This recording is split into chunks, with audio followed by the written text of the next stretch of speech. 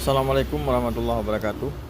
Kita mari menyimak tentang sebuah kisah tentang seorang anak yang berbakti kepada ibunya, yang kondisi ibunya itu gila, namun anak itu sangat berbakti kepada kedua orang tuanya. Khususnya pada cerita ini adalah seorang ibu. Mari kita simak bersama. Jemaah Jumat yang dimuliakan Allah Subhanahu wa taala. Suatu hari ada seorang syekh di Arab sana. Beliau dalam ceramahnya menceritakan ada seorang anak muda yang membawa ibu kandungnya berobat ke rumah sakit. Jemaah, sampainya di rumah sakit, anak muda tersebut bawalah ibunya ke dalam ruangan dokter. Kebetulan dokternya perempuan. Kata bu dokter, silakan duduk. Pak, silakan duduk. Anaknya duduk, tapi ibunya tak mau duduk. Jemaah. Seluruh yang ada di meja dokter, pena dicampakkan, buku dipelantingkan, semua diserahkan, alas meja dirobek-robek, anaknya digigit, jilbabnya ditanggalkan, anaknya pun pakaikan jilbabnya terus, anaknya digigit. Dokter heran dan bertanya, wahai anak muda, ini siapa?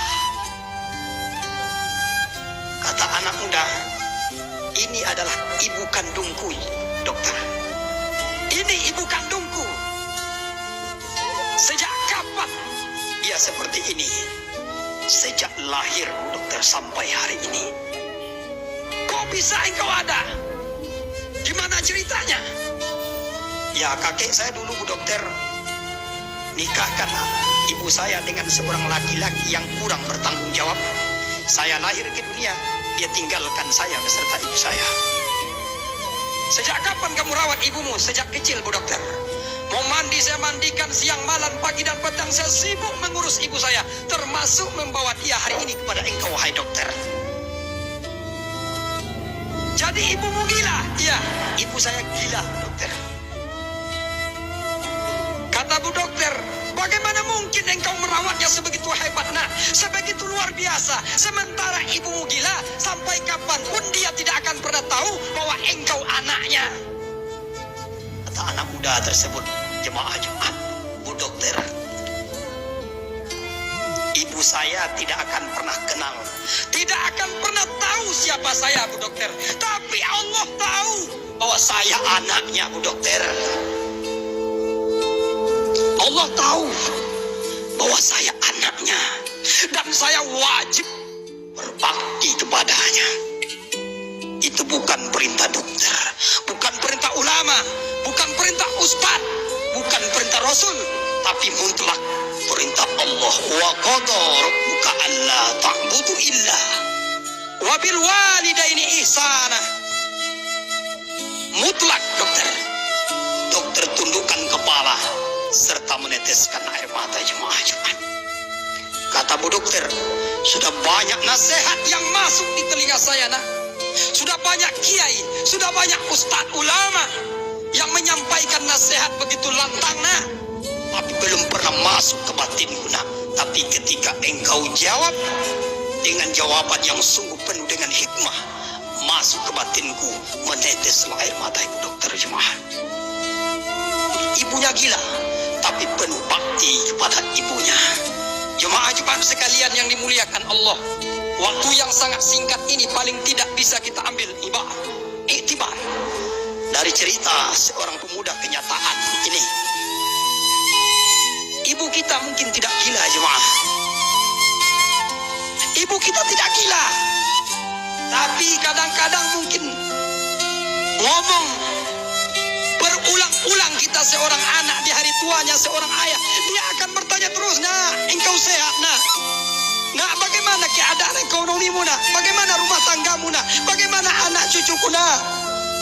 Dia akan nyinyir dalam pertanyaan itu, jemaah. Dan dia tidak akan pernah bosan menanyakan keadaan kita. Kadang-kadang anak yang sudah mulai mewah ekonominya, sudah mulai meningkat prestasi statusnya di kantornya, di tempat kerjanya, menengok orang tua jarang, melihat, memperhatikan, memeluk tubuhnya yang sudah mulai rapuh, tangannya yang sudah mulai berkeriput. Tapi sulit kita sentuh jemaah-jemaah.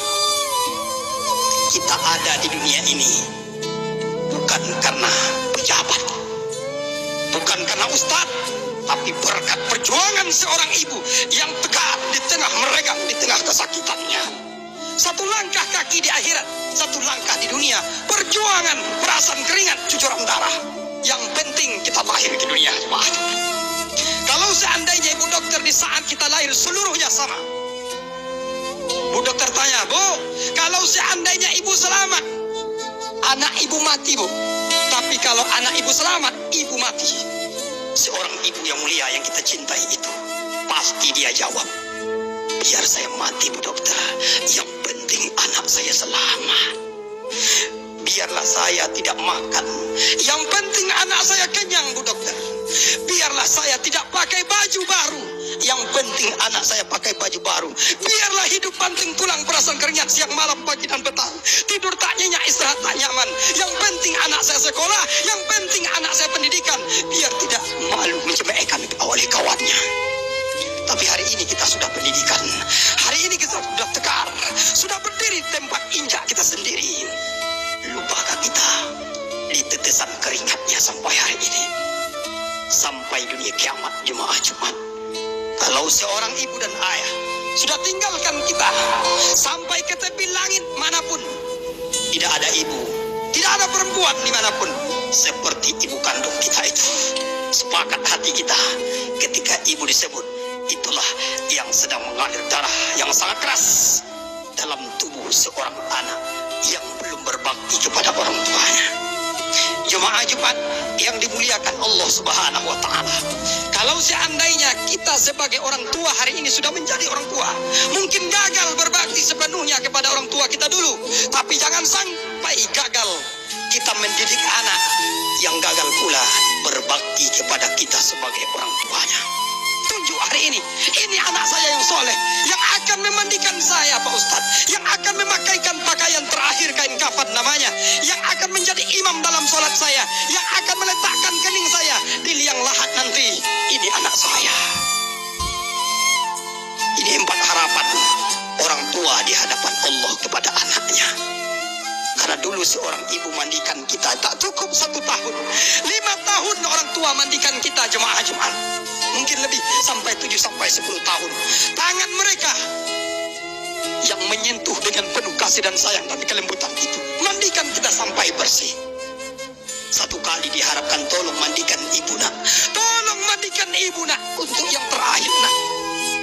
Ketika badan ibu terbaring kaku, tangan tidak berdaya, hati pun sudah mati nak, mulut sudah terkunci, tangan engkau yang akan menyentuh ibu nak. Setelah selesai pemandian itu, engkau nak yang akan memakaikan kain kafan ayah, kain kafan ibu nak. Karena pakaianmu dulu pernah ayah pakaikan, pernah ibu pakaikan sampai 7 tahun nak. Dan kita sepakat itu terjadi. Satu kali nak, tolong pakaikan pakaian terakhir ayah. Ketika ayah sudah diam 1000 bahasa nak, ayah tidak bisa bergerak, kaki tidak bisa berlangkah, tangan tidak bisa diayunkan, lidah sudah membisu nak, otak tidak berfungsi, hati pun sudah dikunci mati Allah. Engkau yang akan memakaikan pakaian itu nak. Yang ketiga kata ayah, engkau sudah sekolah nak, engkau sudah dipanggil sarjana nak, engkau dihormati dimanapun kau datang nak. Tapi kehormatan itu tolong berikan segelintir untuk ibu nak. Engkau yang menjadi imam dalam sholat jenazah ayah, dalam sholat jenazah ibu nak. Itulah yang ditunggu oleh orang tua, jemaah Jumat sekalian. Yang terakhir, tangan ibu nak yang lembut itu dulu, di pangkuan kehangatan kasih sayang ibu, engkau tidur dengan nyenyak dulu nak. Tak bisa kau tidur dalam keadaan berbaring ibu, biarlah ibu tidur dalam keadaan duduk nak. Biar ibu tidur dalam keadaan berdiri, yang penting engkau tidur di pangkuan kehangatan kasih sayang seorang ibu nak. Tolong letakkan dengan tanganmu yang lembut itu ibu nak, tolong letakkan dengan tangan kumpulan nak.